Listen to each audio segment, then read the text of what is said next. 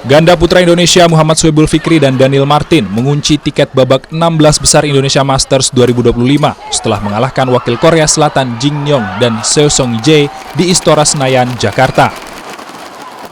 Pertandingan berjalan sengit. Di game pertama Fikri Daniel sempat tertekan, namun berhasil bangkit dan menutup permainan dengan skor 21-14. Di game kedua, Fikri dan Daniel sempat tertekan kembali, meski akhirnya memastikan kemenangan 21-19. Langkah Fikri Daniel diikuti ganda campuran Indonesia, Rinov Rivaldi dan Lisa Ayu Kusumawati. Rivaldi-Lisa sukses menumbangkan wakil Taiwan, Yang Po Hasuan dan Hu Lingfang. Mereka menang 3 game.